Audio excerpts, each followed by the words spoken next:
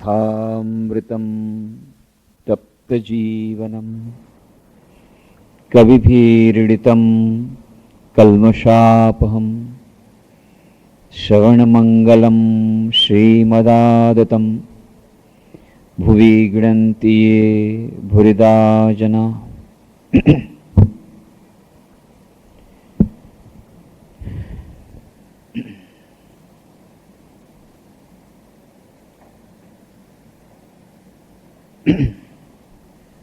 श्री रामकृष्ण कथामृत पर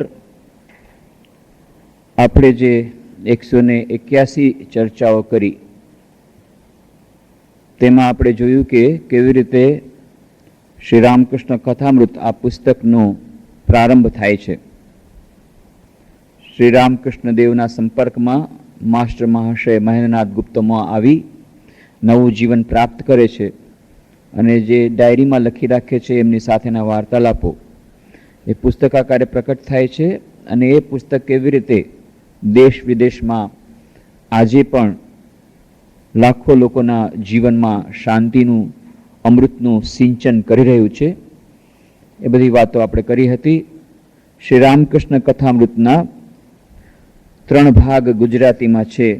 તેના પ્રથમ ભાગના 9મા ખંડના 7મા અધ્યાયની ચર્ચા આપણે કરી રહ્યા છીએ કે જ્યારે શ્રી રામકૃષ્ણદેવ આવ્યા છે સુરેન્દ્રના ઘેર ઉત્સવમાં, અન્નપૂર્ણાની પૂજાના ઉત્સવના ઉપલક્ષમાં 15મી એપ્રિલ 1883 રવિવારનો સમય છે અને ત્યારે વાતચીતમાં પ્રસંગમાં વૈદ્યનાથ મહાશય પ્રશ્ન પૂછે છે, મને એક શંકા છે, આજે કહે છે કે આપણને ફ્રી વિલ અર્થાત સ્વતંત્ર ઈચ્છા શક્તિ છે, ધારીએ તો સારું કામ પણ કરી શકીએ ને નરસું કામ પણ કરી શકીએ, તો શું ખરું? શું આપણે ખરેખર સ્વતંત્ર છીએ? બહુ જ મહત્વનો પ્રશ્ન। આને લઈને કેટલા દાર્શનિકોએ મોટા મોટા પુસ્તકો લખ્યા છે। ફ્રી વિલ વર્સિસ પ્રીડેસ્ટિનેશન, બધું પ્રીડેસ્ટાઇન્ડ છે।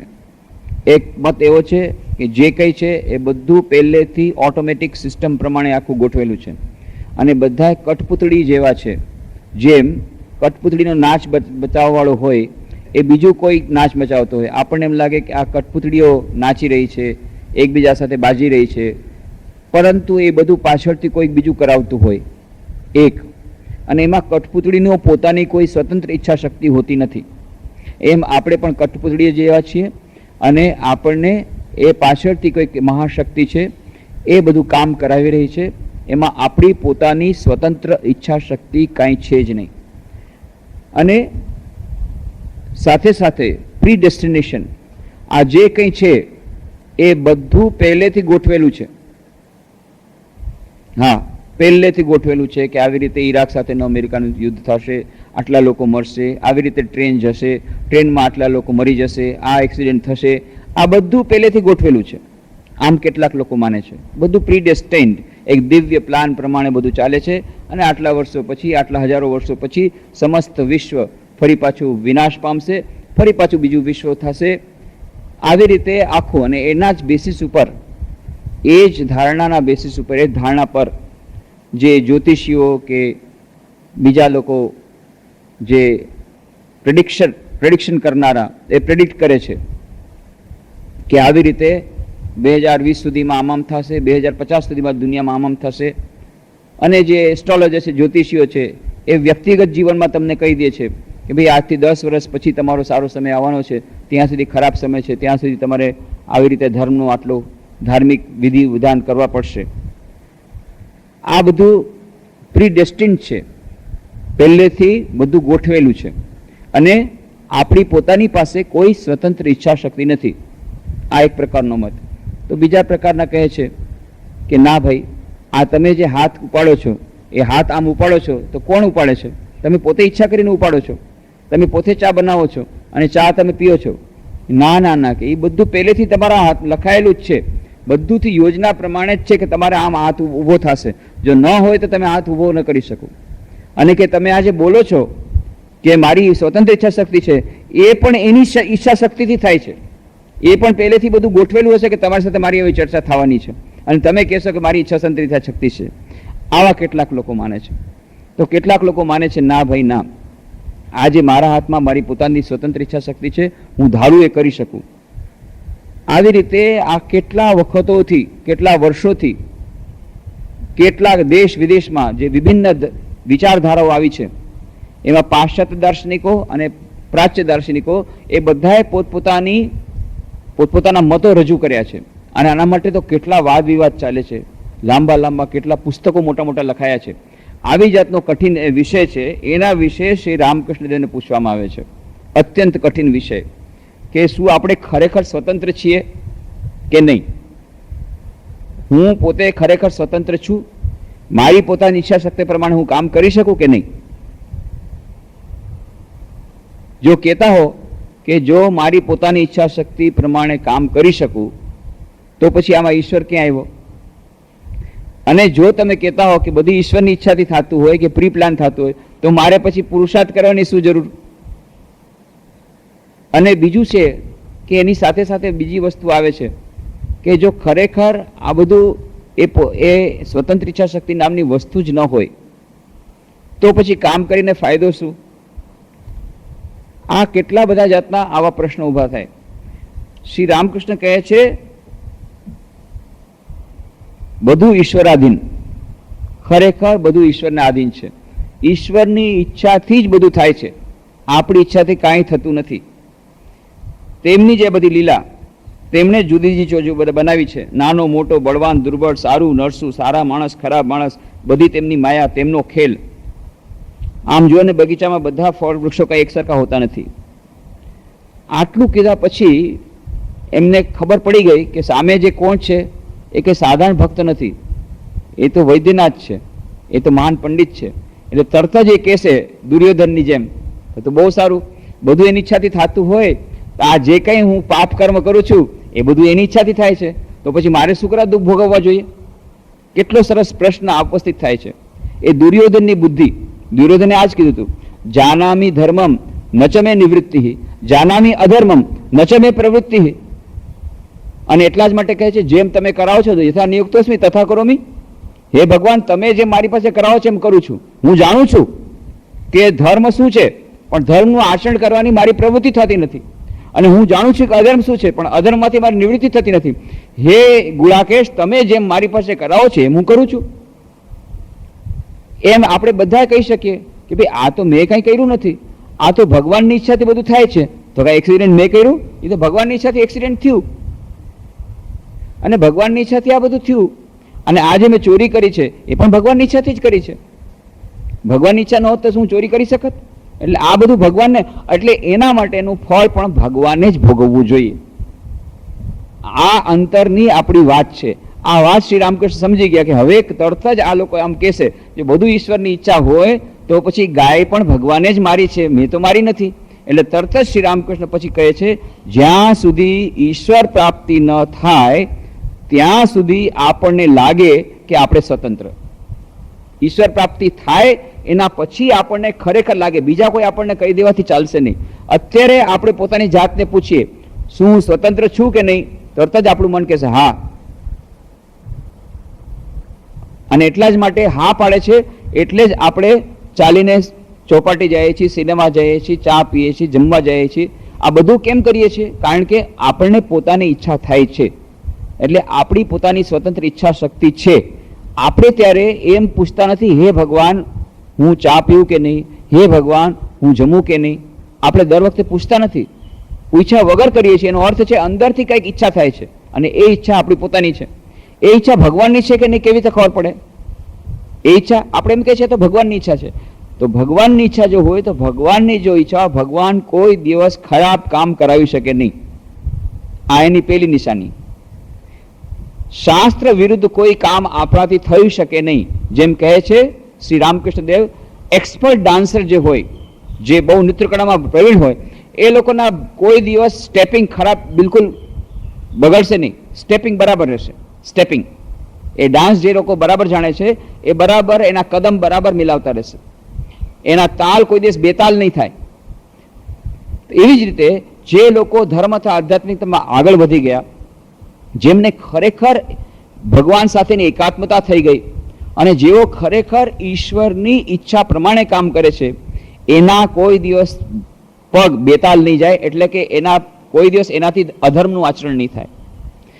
જો એવું ન હોત, એના એટલા જ માટે કહ્યું છે કે જ્યાં સુધી આપણને આવી જાતની ઈશ્વર પ્રાપ્તિ નથી થઈ ત્યાં સુધી આપણને લાગે કે આપણે સ્વતંત્ર, પણ આ ભ્રમ છે. ખરેખર તો આ ભ્રમ છે, અજ્ઞાન છે, અને એ ભ્રમ એ ઈશ્વર જ આપણામાં રાખી દે. પહેલી વાત સમજી લેવી જોઈએ કે આપણામાં સ્વતંત્ર ઈચ્છા શક્તિ છે જ નહીં, આ હકીકત છે. પણ તેમ છતાં આપણને એમ લાગે છે કે આપણી પાસે ઈચ્છા શક્તિ છે. આ એક ભ્રમ છે, આ સાચી નથી. તો આ ભ્રમ શા માટે રાખ્યું ભગવાને? આ ભ્રમ શા માટે આપણને આવ્યો કે આપણામાં ઈચ્છા શક્તિ છે? તો શ્રી રામકૃષ્ણ કહે છે એ ભ્રમ પણ ઈશ્વર જ આપણામાં રાખી દે છે. શા માટે? જો એમ ન હોત તો પાપની વૃદ્ધિ થાત, પાપનો ડર રહેત નહીં, પાપની શિક્ષા થાત નહીં. જો બધા એમ જ સમજત કે ઓ ભગવાનની બધી ઈચ્છાથી જ બધું થાય છે તો હજી વધારે પાપ કરત. આ પોતાને જ્યારે ડર લાગે છે કે ના મારી ઈચ્છાથી થાય છે, જ્યાં સુધી આ થાય છે, જ્યાં સુધી આપણે પોતે આ ભ્રમમાં છીએ ત્યાં સુધી બીજો એક ભ્રમ પણ ચાલુ રહેશે. અને એ ભ્રમ શું છે? એ ભ્રમ જ્યાં સુધી એવો છે કે મારી પોતાની ઈચ્છા શક્તિ છે તો એ ઈચ્છા શક્તિના કર્મે જે હું કર્મ કરું છું એ કર્મનું ફળ પણ મને મળશે. આનું નામ છે કર્મનો સિદ્ધાંત. કર્મનો સિદ્ધાંત દરેકે દરેક મનુષ્યમાં ત્યાં સુધી ઓપરેટ કરે છે, ત્યાં સુધી કામ કરે છે જ્યાં સુધી એ કર્મના સિદ્ધાંતના પરે નથી ચાલ્યો ગયો. કર્મના સિદ્ધાંતથી પરે કોણ ચાલ્યું જાય? કે જેને મુક્તિ નથી મળી, જેને મુક્તિ મળી ગઈ છે, જેને ઈશ્વરની પ્રાપ્તિ થઈ ગઈ છે, જેને ખરેખર પોતાના હૃદયમાં અનુભૂતિ થઈ ગઈ છે કે મારો એક પણ સ્ટેપ મારા પોતાના દ્વારા નથી થતો, ઈશ્વરની ઈચ્છાથી થાય છે, એને પછી કર્મના સિદ્ધાંતની છુટ્ટી મળી ગઈ. પછી એને કર્મના ફળ ભોગવવા પડતા નથી. પણ એ ક્યારે થાય? જ્યારે ઈશ્વરની પ્રાપ્તિ થાય પછી, ઈશ્વરના દર્શન થાય પછી. જેમને હજી ઈશ્વરની પ્રાપ્તિ નથી થઈ, જેમને હજી ઈશ્વરની અનુભૂતિ નથી થઈ, એવા લોકો માટે આ અનુભૂતિ રાખવામાં આવી છે, એ ભ્રમ રાખવામાં આવ્યો છે કે હું મારી પોતાની ઈચ્છાથી બધું કરું છું. જ્યાં સુધી હું મારી પોતાની ઈચ્છાથી કરું છું ત્યાં સુધી દરેકે દરેક ઈચ્છા પ્રમાણે જે કંઈ કામ કરું છું એ કામનું ફળ મારે પોતાને ભોગવવું પડશે. સારું કામ તો સારું ફળ, ખરાબ કામ તો ખરાબ ફળ મારે પોતાને ભોગવવું પડશે. આ એક જ વાત જો મનુષ્યો સમજી લે તો આપણું મોટા ભાગનું દુઃખ દૂર થઈ જાય. આપણે જેમ પાછલે વખતે બહુ વિસ્તારથી સમજાવ્યું અને વારંવાર હજી એને સમજાવવાની બહુ જરૂર છે, કારણ કે મોટા ભાગના લોકો જે પોતાના જીવનમાં દુઃખી થાય છે એ એવા લોકો હોય છે કે જે આ પાર પણ નથી ને પેલી પાર નથી ને વચલી સ્થિતિમાં છે. જે લોકો નરસિંહ મહેતા અથવા મીરાબાઈની જેમ જે લોકોની ભક્તિ સાવ પાકી થઈ ગઈ છે, જેમની સંપૂર્ણ શરણાગતિ થઈ ગઈ છે, જેમને ખબર છે કે મારા પોતાની કોઈ ઈચ્છા નથી, બધું ભગવાનની ઈચ્છાથી થાય છે, એમના જીવનમાં દુઃખ નથી. કેમ? બધું ભગવાનની ઈચ્છાથી થાય છે. પછી એમના જીવનમાં દુઃખ આવી જ ન શકે. કેમ? જો કંઈ એમના જીવનમાં દુઃખ આવે તો એમ જ સમજે કે ભગવાનની ઈચ્છાથી થયું છે એટલા માટે, અને ભગવાન તો મંગળમય છે એટલે મારા માટે જે કંઈ કરશે એ મંગળ માટે જ કરશે. કદાચ આપણને એવું લાગતું હોય કે કડવો ડોઝ છે, પણ ઝેર પણ જો મોકલાવે, અને ખરેખરું ઝેર મોકલાવ્યું હતું મીરાબાઈને, પણ મીરાબાઈ તો એને ભગવાને મોકલાવેલો છે અમૃતનો પ્યાલો કહીને પી ગઈ અને ખરેખર એને ઝેર લાગ્યું નહીં. એવી રીતે આપણા જીવનમાં ઝેર રૂપે કેટલા બધા ખરાબ ખરાબ આપણને ફળ મળશે જીવનમાં, પણ જો ખરેખર જે લોકો ભગવાનના પાકા ભક્ત છે એમ જ સમજે છે આ ભગવાનની કૃપા છે, આ ભગવાનની મહેરબાની છે, આ તો ભગવાન આપણા મંગળ માટે કર્યું છે, આપણા આધ્યાત્મિક મંગળ માટે, આપણા અલૌકિક મંગળ માટે, આપણા અલૌકિક આનંદ માટે લૌકિક દુઃખ આપ્યું છે. ભલું થયું ભાંગી જંજાળ, સુખે સમરશું શ્રીહરિ. પત્ની મરી ગયા પછી નરસિંહ મહેતા બોલે છે એમ આપણે પણ એ જ પ્રમાણે બોલશું. જો ખરેખર એવી કેટેગરીના ભક્ત થઈ શકીએ તો એ કેટેગરીના ભક્ત થવું પડે તો બરાબર છે. બધું રામની ઈચ્છાથી છે. રામની ઈચ્છાથી, રામનું નામ લેતો હતો, રામની ઈચ્છાથી ચોર આવ્યા, રામની ઈચ્છાથી મારા માથે ટોપલો નાખ્યો, રામની ઈચ્છાથી મને ચાલવાનું કીધું, રામની ઈચ્છાથી હું ચાલવા માંડ્યો, ત્યાં તો રામની ઈચ્છાથી પોલીસ આવ્યા, અને રામની ઈચ્છાથી ચોર ભાગી ગયા, અને રામની ઈચ્છાથી મને પકડ્યો, અને રામની ઈચ્છાથી મને જેલમાં નાખ્યો, અને હજુર હવે રામની ઈચ્છાથી આપની સામે પેશ કરવામાં આવ્યો છે. આજે મેજિસ્ટ્રેટને કીધું, આપણે રામની વાર્તા પહેલા કીધી હતી, બધું રામની ઈચ્છાથી, બધું રામની ઈચ્છાથી, એને મન બધું રામની ઈચ્છા છે. અને પછી મેજિસ્ટ્રેટ કહે છે કે આટલું બધું, તો પછી એને કહી દીધું ના, આ ભગવાનનો આટલો ભગત છે કે બધું ભગવાનની જ ઈચ્છા માને છે, કે એને છોડી દીધો. અને છૂટી ગયા પછી પણ જતી વખતે કહે છે રામની ઈચ્છાથી છૂટી ગયો, જેલમાંથી રામની ઈચ્છાથી છૂટી ગયો, રામની ઈચ્છાથી પકડાયો, રામની ઈચ્છાથી છૂટી ગયો, રામની ઈચ્છાથી બધું થાય છે. એને સખત એ છે. એટલે આવા જે સ્ટ્રેસ મેનેજમેન્ટની વાત મેનેજમેન્ટના એક લેક્ચરમાં મેં કરી હતી, સ્ટ્રેસ મેનેજમેન્ટ માટે, કે મેં સ્ટ્રેસ મેનેજમેન્ટનો આ પણ એક પક્ષ છે. ખરેખર જો સ્ટ્રેસ મેનેજમેન્ટ, આપણે તણાવમાંથી મુક્તિ થવી હોય તો જે લોકો ઈશ્વરમાં માને છે એના માટે એક બહુ સરળ ઉપાય છે કે જે કંઈ આપણા જીવનમાં બને છે, do your best and leave the rest. પોતાનો પુરુષાર્થ પૂરો કર્યા પછી છેવટે આપણને જે કંઈ ફળ મળે છે એને ભગવાનની પ્રસાદી માનીને ભગવાનના મંગળમય ફળ રૂપે સ્વીકાર કરીએ તો ટેન્શન નથી રહેતું. આ વાત જ્યારે સમજાવી ત્યારે એક ચાર્ટર્ડ એકાઉન્ટન્ટ ભાઈ આવ્યા પછી કે ભાઈ સ્વામીજી, આ તમે કોઈ દિવસ આ વાર્તા નહીં કહેતા હો મેનેજમેન્ટના પ્રોગ્રામમાં, કારણ કે આ લોકો એને ઊંધું સમજશે.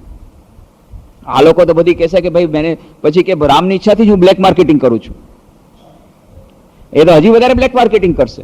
મેં કીધું જરૂર કરે, પણ એમાં જે વાત કરવામાં આવી હતી, do your best and leave the rest કરવામાં આવી હતી, કે તમારાથી બનતો પહેલા પ્રયત્ન કરો, ચૂપચાપ બેસી નથી રહેવાનું, અને સારા કામ કરવા માટેની વાત કરવામાં આવી છે. અને ત્યાર પછી જો કંઈ મળે, એમ નથી કહેવામાં આવ્યું કે તમે સારા કામ પણ ખરાબ કામ કરો, એમ કરવામાં નથી આવ્યું.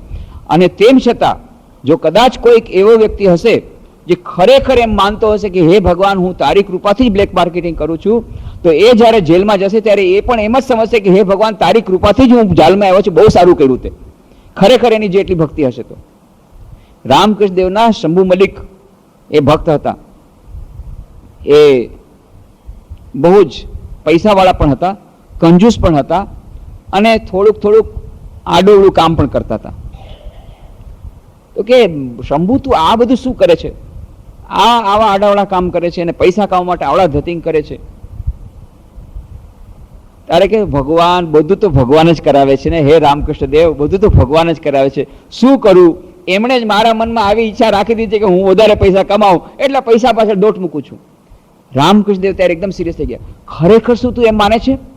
હે શંભુ, તું ખરેખર તું એમ માને છે કે આ જે પૈસા પાછળ દોટ મૂકી રહ્યો છે એ પણ ભગવાનની ઈચ્છાથી છે? તો તું બચી જઈશ. તો તું બચી જઈશ.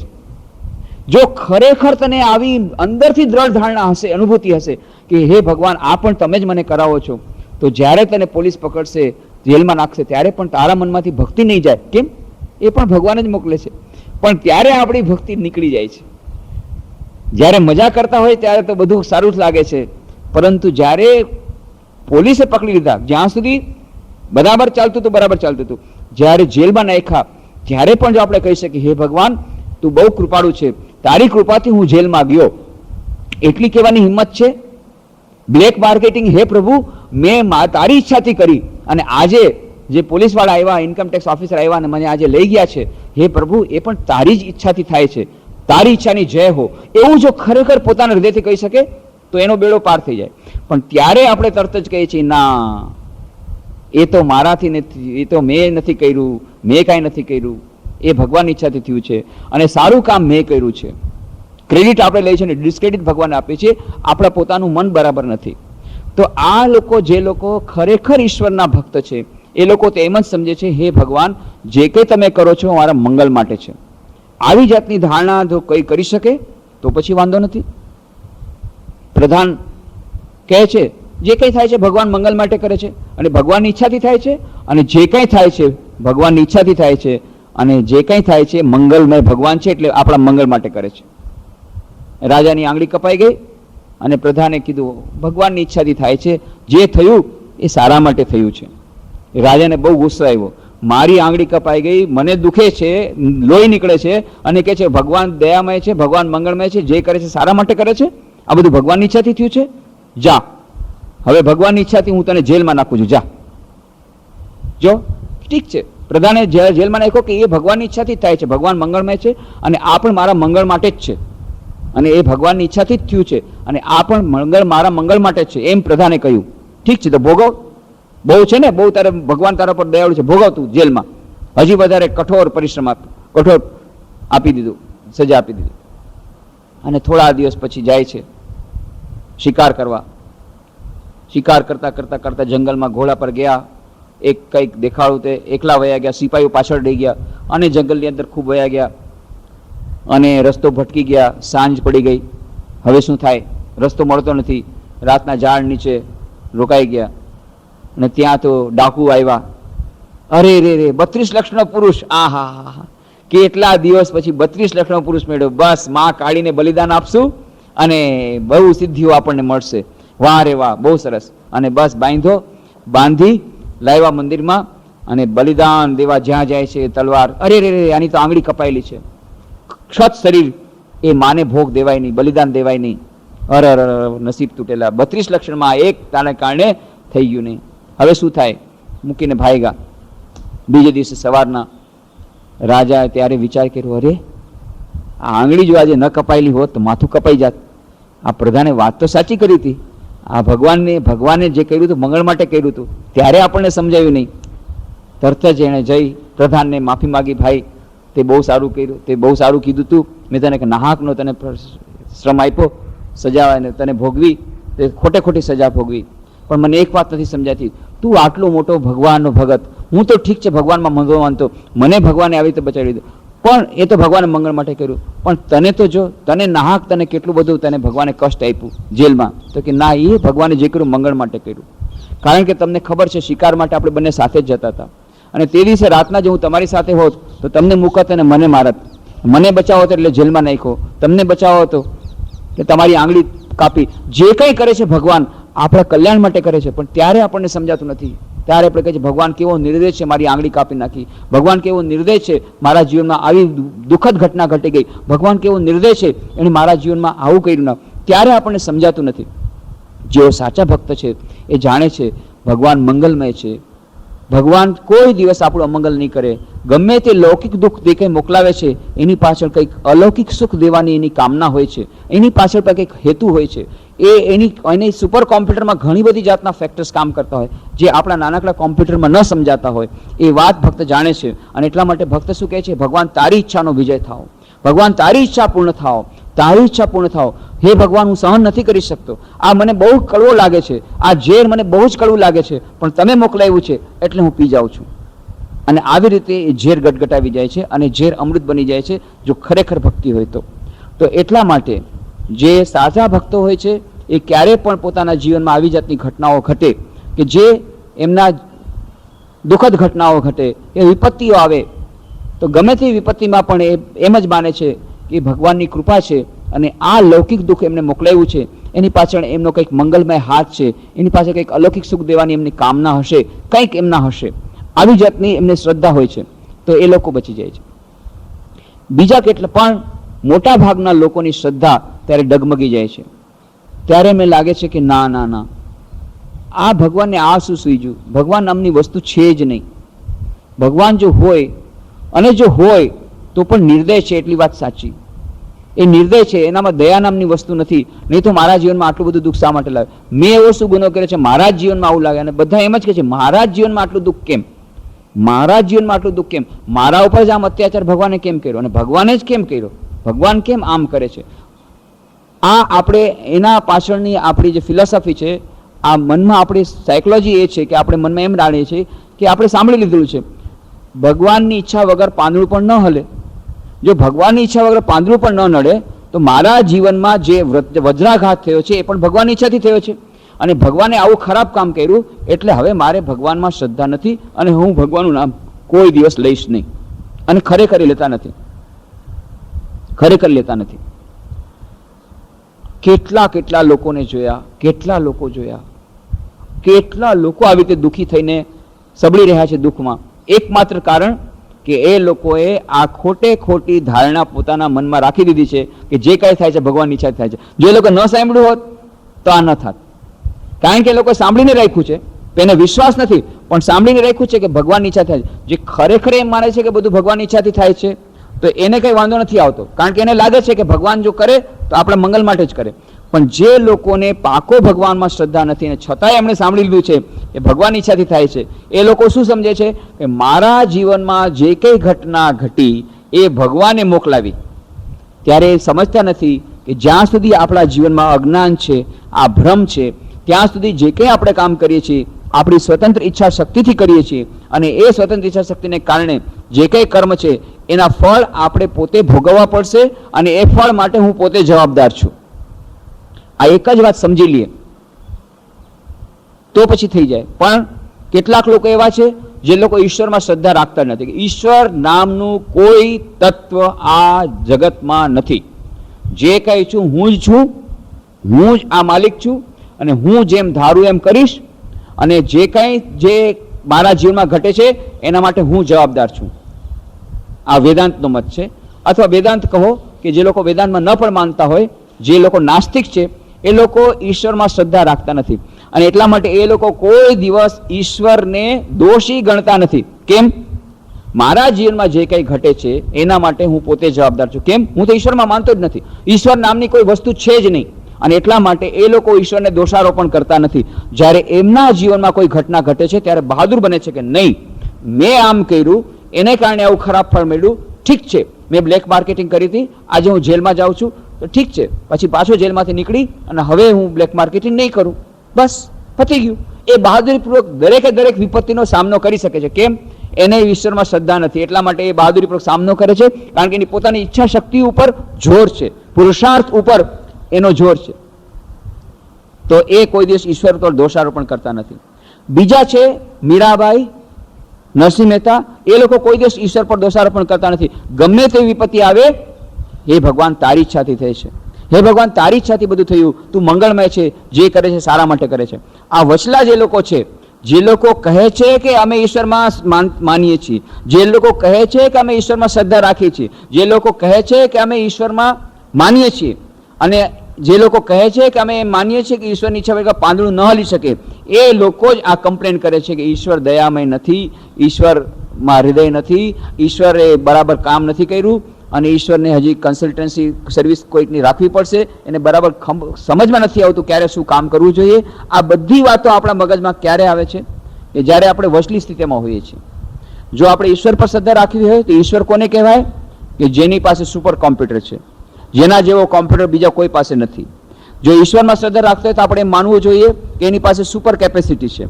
જો ઈશ્વરમાં શ્રદ્ધા રાખતા હોય તો માનવું જોઈએ ઈશ્વર એવી વ્યક્તિ એવી શક્તિ છે કે જેની શક્તિ દ્વારા સમસ્ત વિશ્વનું સંચાલન થાય છે અને એની ઈચ્છા શક્તિથી ને એની બુદ્ધિથી આ બધું ચાલે છે અને એની જે બુદ્ધિ છે એ આપણા કરતા જરાક વધારે છે. હું તો એટલું કહું છું, તમે બીજું ન માનો, સુપર કોમ્પ્યુટર ન માનો, કાંઈ નહીં. બીજા લોકો જ્યારે આવે છે દુઃખી થઈને કે ના મારા જીવનમાં આમ કેમ થયું અને આમ જ કેમ થયું ને આમ કેમ મારા જીવનમાં ભગવાને કર્યું, ત્યારે હું એટલું જ કહું છું, તમે એમ માનો છો કે ભગવાન પાસે થોડીક તમારા કરતાં વધારે બુદ્ધિ છે? ના ના, બુદ્ધિ તમારા કરતાં ઘણી વધારે છે. તમારા કરતાં ઓછી છે કે વધારે, એટલું જ કહી દો. જો તમે એમ માનતા હો કે તમારી કરતાં એની પાસે વધારે બુદ્ધિ છે તો એને વધારે ખબર પડે કે આપણા જીવનમાં શું સારું, શું મંગલ કે શું ન મંગલ. આપણી બુદ્ધિથી આપણને એમ લાગે છે કે આપણા જીવનમાં આ મંગલ થયું, એની બુદ્ધિ દ્વારા એને લાગ્યું કે આ મંગલ બીજું છે, તો એની બુદ્ધિ દ્વારા કરવા દો ને એને. પણ ના, ત્યારે આપણે પાછા કે નહીં, ભગવાન પાસે બુદ્ધિ ઓછી છે. આડકતરી રીતે આપણે એમ કહીએ છીએ ભગવાન પાસે બુદ્ધિ ઓછી છે અને આડકતરી રીતે આપણે એમ કહીએ છીએ કે ભગવાન પાસે હૃદય નામની વસ્તુ નથી, એ નિર્દય છે. એને ખબર નથી કે ક્યારે કોના ઉપર દયા કરવી જોઈએ અને આ નિર્દય થઈ અને દયા નથી કરતો. આ આડકતરી રીતે આપણે પુરવાર કરવા માંગીએ છીએ. કાં તો ભગવાનને પાસે હૃદય નથી એટલા માટે એને હાર્ટ સ્પેશિસ્ટ પાસે મોકલો કે એક નવું હૃદય આપણે આપી દઈએ, અથવા કાં એની પાસે આંખ નથી, જોઈ નથી શકતો ક્યાં ન્યાય છે, ક્યાં અંધેર ચાલે છે, આટલું બધું અંધેર ચાલે છે, કેટલા લોકો કેટલું ખરાબ કામ કરે છે અને કાંઈ નથી કરતું, જ્યારે સારું કામ કરે છે એના ઉપર અત્યાચાર કરે છે, એટલે આંધળો છે, એટલે એનું આઈ ટ્રીટમેન્ટ કરાવવું પડે. અને કાં પછી આટલી બધી પ્રાર્થના કરી સાંભળતો નથી એટલે એને કાન બેરા છે એટલે ENT સ્પેશિસ્ટ પાસે મોકલવા પડે. અને કાં પછી એની પાસે બુદ્ધિ નથી, એને સમજણ નથી પડતી કે આ પરિસ્થિતિમાં મારા જીવનમાં એને આમ કરવું જોઈતું હતું, એને મને પૂછ્યું હતું, એને કહી દે કે આમ કરવું જોઈએ, અને આજે પણ એને કહું છું તું આમ કર, પણ કરતો નથી, એટલે કયા કરો નથી, આપણું કયું માનતો નથી. પ્રભુ મેં ગુલામ તેરા મોઢેથી કહે છે, પણ મનમાં ને મનમાં કહે છે તું ગુલામ મેરા. હું જેને એમ કહું એક પ્રકાર, જે બે પ્રકારના લોકોને દુઃખ નથી લાગતું. કયા? જે લોકો સંપૂર્ણ ભક્તિથી, સંપૂર્ણ શ્રદ્ધા અને ભક્તિ છે, એને કોઈ પણ પરિસ્થિતિમાં બરાબર રહી શકે છે. જે લોકો ઈશ્વરમાં માનતા નથી એ લોકો એમ કહે છે મારી ઈચ્છાથી બધું થાય છે, એ લોકોને કાંઈ વાંધો નથી આવતો. વાંધો કોને આવે છે? જે વચલી સ્થિતિમાં આપણા જેવા છે, કે ડબ ડબ ડબ ખાય છે, ક્યારેક લાગે કે ઈશ્વરની ઈચ્છાથી બધું સાંભળી લીધું છે આડું અવળું, ઈશ્વરની ઈચ્છા વગર પાંદડું ન હલે, અને ઈશ્વરે આમ કર્યું, કેવા ભગવાન કેવા નિર્દય છે, મારા જીવનમાં આવું મોટું વજ્રાઘાત મોકલું, ભગવાન કેવા છે. એટલા માટે આપણે ભગવાન પર શ્રદ્ધા રાખીએ છીએ અને પાછા નથી રાખતા, આ બેને વચ્ચે ફસાઈ જાય છે અને એટલા માટે આપણે ડૂબી જાય છે. એટલે કાં આપણે નાસ્તિક બનવું જોઈએ કે મારે ઈશ્વરમાં શ્રદ્ધા હું છે જ નહીં, ઈશ્વર નામની કોઈ જીવ નથી, મારા જીવનનું હું પોતે કંટ્રોલ કરી લઈશ અને હું પોતે લડી લઈશ, ભગવાન હશે એની સામે લડી લઈશ અને હું પોતે મારી રીતે બહાદુરીપૂર્વક મારું જીવન લડી લઈશ. આ એક છે ઉપાય. અથવા બીજો ઉપાય સંપૂર્ણ શરણાગતિ, કે પ્રભુ મને ખબર નથી કે મારા જીવન માટે શું સારું શું ખરાબ, તે કેમ આના માટે કર્યું મને ખબર નથી, તારી ઈચ્છાથી બધું થાય છે તો તારી ઈચ્છાથી બધું થાય તો તું કર, પણ મને સહન કરવાની શક્તિ આપ. આ બીજો ઉપાય છે. તો આવી રીતે જે લોકો કરે છે, મુખ્ય વાત છે શ્રી રામકૃષ્ણ દેવ સમજી ગયા કે હમણાં આ લોકો કહેશે કે ભાઈ પાપ મેં કર્યું છે એના માટે હું જવાબદાર નથી, એટલે તરત જ કહે છે જ્યાં સુધી ઈશ્વર પ્રાપ્તિ ન થાય ત્યાં સુધી આપણને લાગે કે આપણે સ્વતંત્ર, એ ભ્રમ ઈશ્વર જ આપણામાં રાખી દે. જો એમ ન હોત તો પાપની વૃદ્ધિ થાત, પાપનો ડર રહેત નહીં, પાપની શિક્ષા થાત નહીં. અને એટલા માટે આપણા મનમાં એમ લાગે છે કે આપણે હું જે કંઈ કરું છું મારા માટે હું પોતે જવાબદાર છું, અને એટલા માટે આપણે પાપથી વિરત થઈએ છીએ, ખરાબ કર્મોથી વિરત થઈએ છીએ. જે ઈશ્વર પ્રાપ્તિ કરી હોય તેનો અંતરનો ભાવ કેવો હોય છે? હે પ્રભુ, હું યંત્ર, તમે યંત્ર ચલાવનાર, હું ઘર, તમે ઘર માલિક, હું રથ, તમે રથ હાંકનાર, તમે જેમ ચલાવો તેમ ચાલુ, જેમ બોલાવો તેમ બોલું. બહુ સુંદર ગીત છે બંગાળીમાં. શકલી તોમાર ઈચ્છા, ઈચ્છામયી તારા તુમી, તોમાર કર્મ તુમી કરો, લોકે બોલે કોરિયામી. હે માં, બધું તમારી ઈચ્છાથી જ થાય છે, હે જગદંબા તમારી ઈચ્છાથી થાય છે. શકલી તોમાર ઈચ્છા, ઈચ્છામયી તારા તુમી, હે માં તમે ઈચ્છામયી છો. તોમાર કર્મ તુમી કરો, લોકે બોલે કોરિયામી. તમે જ આ બધા કામ કરો છો પણ લોકે કહે છે મેં આમ કર્યું મેં આ કર્યું, બધા કોઈ નહીં, બધું જે જગદંબા બધું જ કામ તમે જ કરી રહ્યા છો. અને એમાં જ આવે છે આમી જંત્ર તુમી જંત્રી, આમી રથ તુમી રથી, આમી ઘર તુમી ઘરણી, જેમની ચાલાવ તેમની ચોલી. આમી જંત્ર તુમી જંત્રી, હે માં હું યંત્ર છું તમે યંત્રી છો. આમી ઘર તુમી ઘરણી, હું ઘર છું તમે ઘરમાં રહેનારા છો, તમે ઘર ચલાવનાર છો. આમી રથ તુમી રથી, હું રથ છું તમે રથના હાંકનાર છો. જેમ મન ચલાવ તેમની ચલ, જેમ તમે ચલાવો છો એમ ચલું છું, મારું પોતાની ઈચ્છાથી કંઈ થતું નથી. જે સાચા ભક્ત છે એ આ પ્રમાણે કરે છે. શ્રીમદ ભગવદ્ ગીતામાં શ્રી કૃષ્ણ ભગવાન પણ એ વાત કરે છે 18મા અધ્યાયમાં છેલ્લે, જ્યારે બધું સમજાયું કોઈ હાલતે અર્જુનની બુદ્ધિમાં પ્રવેશતું નથી ત્યારે કહે છે ઈશ્વર સર્વભૂતાનામ હૃદ્દેશે અર્જુન તિષ્ઠતિ, ભ્રામયન સર્વભૂતાની યંત્રારૂઢાની માયયા, તમેવ શરણમ ગચ્છ સર્વભાવેન ભારત, તત્પ્રસાદાત પરામ શાંતિમ સ્થાનમ પ્રાપ્સ્યસી શાશ્વતમ. હે અર્જુન, આ જે છે જે કંઈક ચાલે છે બધું, ઈશ્વર સર્વભૂતાનામ હૃદ્દેશે અર્જુન તિષ્ઠતિ, જેટલા સર્વભૂતો છે સર્વ જીવોની અંદર જે ઈશ્વર છે એ અંદર બેઠેલા છે, બધાના હૃદયની અંદર ઈશ્વર બેઠેલા છે. બેઠા બેઠા શું કરે છે? ઈશ્વર સર્વભૂતાનામ હૃદ્દેશે અર્જુન તિષ્ઠતિ, ત્યાં બેઠા બેઠા શું કરે છે? ભ્રામયન સર્વભૂતાની, ચક્કુ ફેરવે છે, સર્વભૂતાની બધા મનુષ્યોને ફેરવે છે. કેવી રીતે?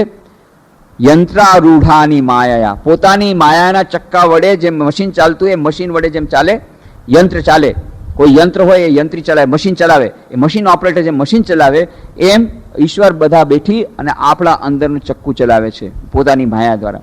અને એટલે આપણને એમ લાગે છે કે આપણે કરીએ છીએ, હું શકટનો ભાર જેમ તાણે, એ આપણે એમ કહે છે હું મેં કર્યું, પણ છેવટે બધું એમની ઈચ્છાથી થાય છે. આ છે અંતિમ સ્થિતિ. આ સ્થિતિમાં આપણે બધાને પહોંચવાનું જ છે. પણ જે લોકો એ સ્થિતિ સુધી પહોંચ્યા નથી તેના માટે શું કરવું જોઈએ? તેના માટે સર્વશ્રેષ્ઠ સિદ્ધાંત છે do your best and leave the rest, કે આપણે પોતાનાથી બનતો પૂરો પ્રયત્ન કરવો જોઈએ, આપણી બુદ્ધિથી આપણને જે ઠીક લાગે એ કરવું જોઈએ, જેટલો બની શકે એટલો પ્રયત્ન કરવો જોઈએ, પુરુષાર્થ કરવો જોઈએ.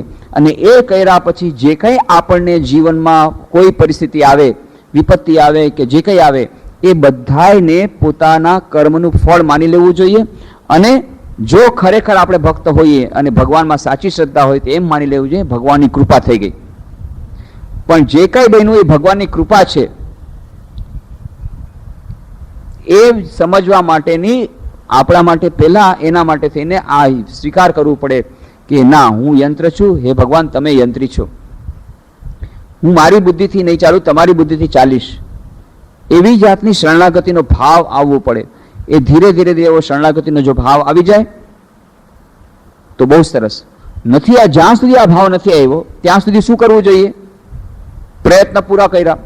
પ્રયત્ન કર્યા પછી પણ જો આપણને પ્લેનની ટિકિટ ન મળી, પૂરા પ્રયત્નો કર્યા, ભગવાને પ્રાર્થના કરી, હે ભગવાન પ્લેનની ટિકિટ દેવડાવી દે, ઠીક છે, પ્લેનની ટિકિટ માટે પ્રયત્ન કર્યા, પછી નથી મળતી ટિકિટ, ત્યારે પ્રાર્થના કરી, હે ભગવાન એક ટિકિટ મેળવી દે, અને તેમ છતાં ભગવાને પ્રાર્થના ન સાંભળી, તો જે સાચો ભક્ત હશે એમ જ માનશે કે હે ભગવાન ઠીક છે, તારી ઈચ્છા જય હો, તારી જેવી ઈચ્છા, બસ એ મન મનાવી લે છે. આમાં કંઈક મંગલ હશે એ મન મનાવી લે છે. બીજો જે વ્યક્તિ છે જેની શ્રદ્ધા કાચી છે, શું કે છે? વાહ રે વાહ, જોયા તમારા ભગવાન, જોયા તમારા ભગવાન, કેવા ભગવાન છે, સાવ નિર્દય છે, મેં કોઈ દિવસ કાંઈ માગ્યું નહોતું, આજે એક નાનકડી એક ટિકિટ માગી, પ્લેનની ટિકિટ મુંબઈથી બેંગ્લોર જવાની, એ નથી આપી શકતો તમારો ભગવાન, તો બીજું શું દેવાનો હતો? આવી વાત કરે. પછી અડધી કલાક પછી ફોન કરે, અરે વાહ તમારા ભગવાન બહુ સારા હો, બહુ સારા. કેમ? પછી ખબર પડી પ્લેન ક્રેશ થઈ ગયું, બધા મરી ગયા. હા બહુ સારું, ટિકિટ મળી ગઈ હોત તો મરી જાત, તારા ભગવાન તો બહુ દયામય છે. તો એ તો પછી પાછળથી ખબર પડે કે ભગવાને આના માટે શું આપણા માટે મંગલ કર્યું છે. જો ભગવાનના ખરેખર જે ભક્તો હોય છે, માગે તો પણ ભગવાન એને આપતા નથી. નારદે માગ્યું હતું, મને સુંદર ચહેરો આપો, વાંદરાનો ચહેરો આપી દીધો, કારણ કે ભગવાન જાણે છે આમાં આનું મંગલ છે. જો સુંદર ચહેરો આપીશ તો વિશ્વ મોહિનીમાં ફસાઈ જશે. નહીં, એને તો માયામાંથી બચાવવું છે, એટલે વાંદરાનો ચહેરો આપ્યો. બહુ નારદ ગુસ્સે થયા, બહુ ગુસ્સે થયા, મને વાંદરાનો ચહેરો આપી દીધો, મેં માગ્યો તો સુંદર ચહેરો, બદલે વાંદરાનો ચહેરો. પરંતુ ભગવાને ત્યારે જે કોડ લેંગ્વેજ કીધી હતી ભૂલી ગયા. ભગવાને કીધું છે નારદ, હું કોઈ દિવસ મારા ભક્તનું અકલ્યાણ કરતો નથી, એટલા માટે તારું હું કલ્યાણ જ કરીશ.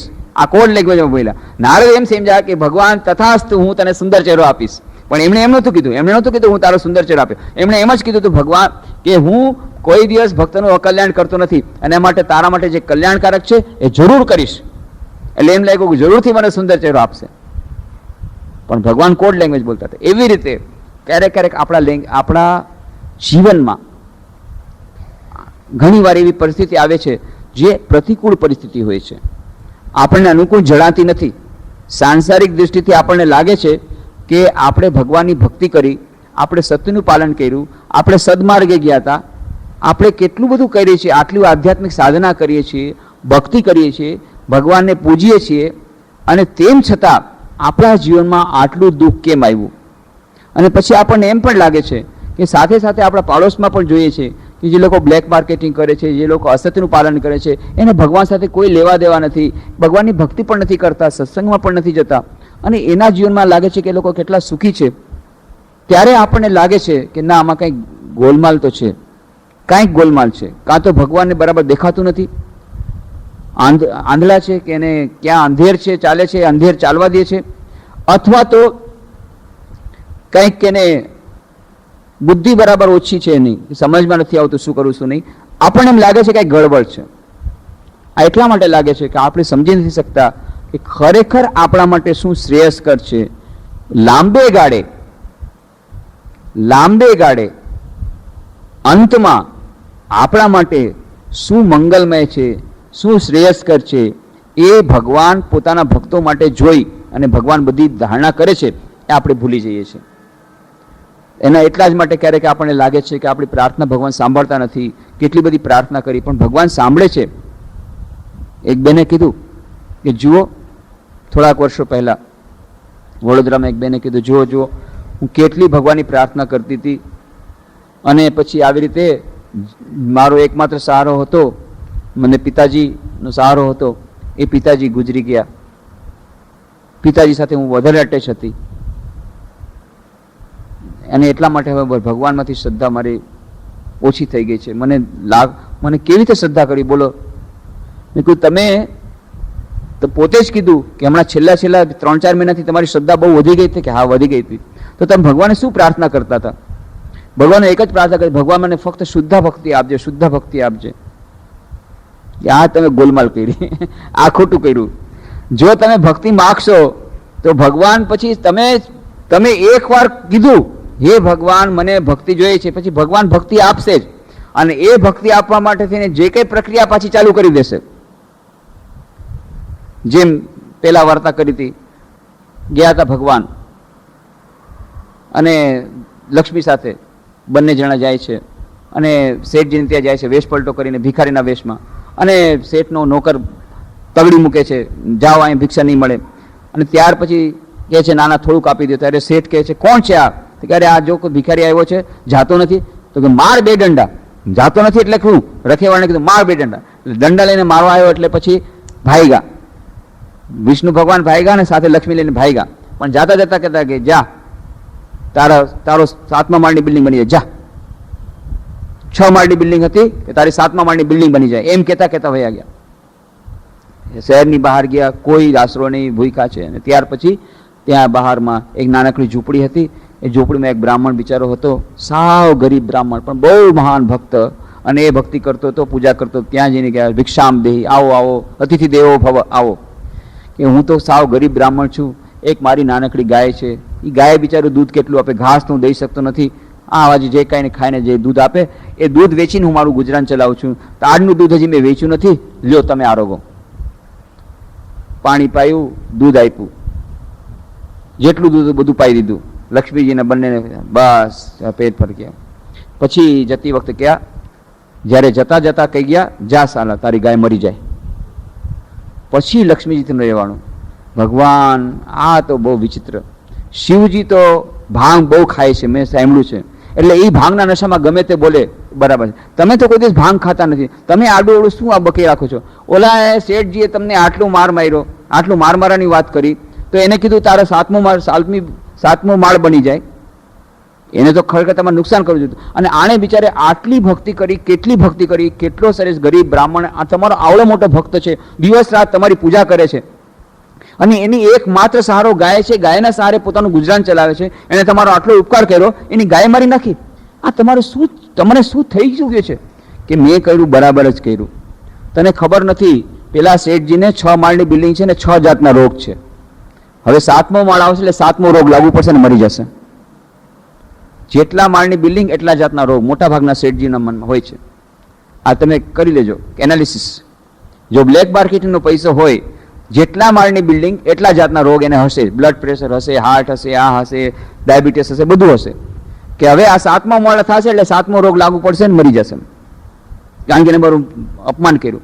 અને આ જે ભક્ત છે, તને ખબર નથી એ મને કેટલો ચાહે છે.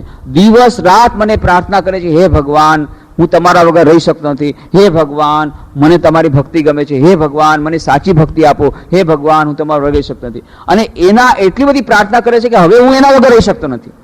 પણ હું એને લેવા ધારું છું તો વચમાં આવે છે કે ના, મને ગાયની પ્રત્યે એની એટલી આસક્તિ છે, એ ગાય વગર રહી શકતો નથી, મારા વગર રહી શકતો નથી. હવે બેમાંથી એક વગર તેને રહેવું પડશે. એટલે હવે એની ગાય મરી જશે એટલે થોડા દિવસો દુઃખી રહેશે, પણ એની આસક્તિના બંધન કપાઈ જશે એટલે એની સાથે મારું મિલન થઈ જશે, કારણ કે હવે એના વગર રહી શકતો નથી. એને એટલો મારા ઉપર પ્રેમ છે અને મને એના પર પ્રેમ આવે છે કે એણે મારે જ્યારે પ્રાર્થના કરી કે હે ભગવાન હું રહી શકતો નથી તમારા વગર, હવે મારે તેની સાથે મિલન કરવું જ પડશે. પણ વચમાં આ ગાય નડે છે એટલે મેં ગાય મારી નાખી. મેં કીધું કે આ તમારા પિતાજી પ્રત્યે તમારું અટેચમેન્ટ હશે બહુ વધારે, એટલે ભગવાન અટેચમેન્ટ દૂર કર્યું. થોડાક દિવસ તમે દુઃખી થશો, પણ પછી એકદમ તમારી ભગવાનની ભક્તિ વધી જશે, કારણ કે અટેચમેન્ટનું દૂર કરી નાખ્યું, આસક્તિનું બંધન તોડી નાખ્યું ભગવાને. થોડાક વાર લાગે, જ્યારે ઓપરેશન કરે ડોક્ટર બહુ દુખે, પણ ઓપરેશન પછી એકદમ સાજા નરવા થઈ જાય. તો ક્યારેક ક્યારેક ઓપરેશન કરવું પડે, પણ એ ભગવાન જ્યારે ઓપરેશન કરે ત્યારે એર કન્ડિશન થિયેટરમાં કરે છે. એટલે કે એવી રીતે સરસ રીતે કરે છે કે જેથી વધારે પડતું આપણને ન લાગે. એની સાથે સાથે એનેસ્થેસિયા પણ આપે છે. એનેસ્થેસિયાનો અર્થ છે સત્સંગ આપે છે. મોટા ભાગના લોકોના જીવનમાં જોયું છે, જ્યારે જ્યારે એ લોકોના જીવનમાં વિપત્તિ આવે ત્યારે સાથે સાથે ભગવાન એને સત્સંગ અપાવી દે, કોઈક સારો એને એવી જાતની વસ્તુ એને મનમાં અપાવી દે કે જેથી એનો સહારો ટકી રહે. આ છે એનેસ્થેસિયા. એનેસ્થેસિયામાં જો ઓપરેશન થાય તો એટલું બધું દુઃખ ન થાય. આવી રીતે જે સારા ભક્તો છે, જે ભગવાનની સાચી ભક્તિ કરે છે, એના જીવનમાં કદાચ દુઃખ આવે પણ છે તો ભગવાનનો ભક્ત એમ જ માને છે, હે ભગવાન કાંઈક આની પાછળ તારું મંગલ છુપાયેલું હશે. અત્યારે તો અમને બહુ કડવું લાગે છે, પણ આ ઓપરેશન જે કરે છે એની પાછળ કંઈક હશે મંગલ, અમને અત્યારે સમજાતું નથી, તો અમને સહન કરવાની શક્તિ આપ. પણ અમને તો તમારા ચરણોમાં શુદ્ધ ભક્તિ જોઈએ છે. આ સાચા ભક્તો એમ જ કરે છે અને એમ માને છે જે કંઈ થાય છે એ બધું ભગવાનની ઈચ્છાથી થાય છે. પણ આ ફ્રી વિલ આપણી સ્વતંત્ર ઈચ્છા શક્તિ કેટલી અને ભગવાનની ઈચ્છાથી જ બધું થાય છે કે નહીં, આ બધું આપણા નાના મગજથી આ બધું વિચાર કરવું, આના ઉપર ઘણી બધી ચર્ચા થઈ શકે. એટલે શ્રી રામકૃષ્ણ સમજી ગયા કે આટલું જે કીધું એનાથી કાંઈને સંતોષ થવાનો નથી, કારણ કે આ એવો સબ્જેક્ટ છે, આ એવો વિષય છે કે એના ઉપર કોઈ ઇતિ થઈ શકે નહીં, કે આપણી નાના મગજથી સમજવા ન આવે કે ભગવાનની ઈચ્છાથી થતું હોય તો આ બધું શું કરે થાય છે. ભગવાનની ઈચ્છાથી બુશ યુદ્ધ કરે છે, ભગવાનની ઈચ્છાથી આ બિન લાદેન કરે છે, ભગવાનની ઈચ્છાથી શું હિટલરે આ બધા નાઝીઓને આટલા બધા મારી નાખ્યા, બધું આવી કેવી ભગવાનની ઈચ્છા. અને ખરેખર એ લોકો કહે છે, બિન લાદેન એમ જ કહે છે, હું કઈ મારી ઈચ્છાથી નથી કરતો, મને અલ્લાહ કરાવે છે, અલ્લાહે જ મને કીધું છે કે આ બધા કાફીરને મારી નાખ, એટલે હું મારી નાખું છું, એટલે હું ટેરરિસ્ટ અટેક કરાવું છું. એ સાચે સાચે કહે છે. હિટલર પણ એમ કહેતો હતો કે હું કાંઈ નથી કરતો, આ તો ભગવાનની ઈચ્છાથી કરું છું, ભગવાને મને કીધું છે ક્રિશ્ચિયનિટીની રક્ષા કરવા માટે આ બધા નાઝીઓને ખતમ કર, એટલે હું લાખોને આમાં ગેસ ચેમ્બરમાં નાખી દીધા. ભગવાનના પ્રતિનિધિ તરીકે હું કામ કરું છું, બધું ભગવાનની ઈચ્છાથી થાય છે, એ લોકો એમ માને છે. તો આ ભગવાનની ઈચ્છાથી બધું થાય છે, તો કેમ આવું બધું અંધેર છે? આ કંઈ આપણા સમજમાં આવે એવું નથી. અને એટલા માટે આપણે એમ થાય છે કે આપણે રામકૃષ્ણ દેવ સાથે વાર્તાલાપ વધારીએ. શ્રી રામકૃષ્ણ આટલું કીધું પછી વૈદ્યનાથને કહે છે, સમજી ગયા કે વૈદ્યનાથ તૈયાર થાય છે, એકદમ તરત જ કહે છે વૈદ્યનાથને, વાદ કરવો એ સારું નહીં, આપ શું કહો છો? આ કેમ અત્યારથી અચાનક આ ક્વેશ્ચન કેમ આવ્યો? કારણ કે એમને ખબર છે હમણાં વાદ વિવાદ શરૂ થશે કે જો ફ્રી વિલ હોય તો કેમ ભગવાને આમ કર્યું, તો કેમ ભગવાન આ બધું આટલું બધું અંધેર કેમ ચાલે છે, આ બધું પ્રશ્ન તરત જ જાગશે. એટલે રામકૃષ્ણ શું વૈદ્યનાથને કહ્યું, વાદ કરવો એ સારું નહીં, આપ શું કહો છો? વૈદ્યનાથ કહે, જી હા, જ્ઞાન થાય તો વાદ કરવાની ઈચ્છા જાય. વાદ વિવાદ કોણ કરે? જેને પોતાને પૂરેપૂરું જ્ઞાન થઈ ગયું હોય એ વાદ વિવાદ ન કરે, કારણ કે એને ખબર પડી ગઈ છે શું જ્ઞાન છે શું નહીં. તું ભાઈ જયારે જ્ઞાન થશે ત્યારે તું આવીશ. જે લોકોને પૂર્ણ જ્ઞાન નથી થયું એ લોકો શ્રી રામકૃષ્ણ કે જેની હજી જેનો હાંડો ભરાયો નથી એમાં જ અવાજ આવે, હાંડો ભરાઈ ગયા પછી અવાજ ના આવે. એવી રીતે જેને જ્ઞાન પૂરું નથી થયું એ લોકો વાદ વિવાદ કરે. અને ખોટો વાદ વિવાદ, જ્યાં સુધી દર્શન શાસ્ત્રનો વાદ વિવાદ છે, તત્વજ્ઞાનનો વાદ વિવાદ છે, એ વાદ વિવાદનો કોઈ અંત નથી. કેટલાક લોકોને વાદ વિવાદ કરવામાં જ મજા આવતી હોય અને એમાં એ લોકો ટાઈમ વેસ્ટ કરે, અને પછી શું થાય? એમાં મુખ્ય વાત એ છે કે હું જેમ ધારું છું એમ તારે પણ માની લેવું જોઈએ, અને સામેવાળો કે હું જેમ માનું છું એમ તારે માની લેવું જોઈએ, અને છેવટે બંને લડે અને ઝઘડે, અને કોઈ એકબીજાને સમજાવી શકવાનું નથી. કારણ કે સમજવા માંગતો હોય તો સમજે ને, બધા એને સત્ય નથી જોતું, પણ હું જેમ માનું છું એમ તમે માનો એમ. એટલે એ ખોટો વાદ વિવાદ, ખોટી ચર્ચા. હા, આનો અર્થ એ નથી કે આપણે તર્ક વિતર્ક કરવાની શ્રી રામકૃષ્ણ ના પાડે છે, વાદ વિવાદ કરવાની ના પાડે છે, નાહક નાદ વિવાદ કરવાની પણ ના પાડે છે. એનો અર્થ એ નથી કે આપણે વિશ્લેષણ ન કરવું જોઈએ, આપણે વિવેક બુદ્ધિ દ્વારા વિચાર ન કરવો જોઈએ, એની ના નથી પાડી. ના ક્યાં પાડી છે?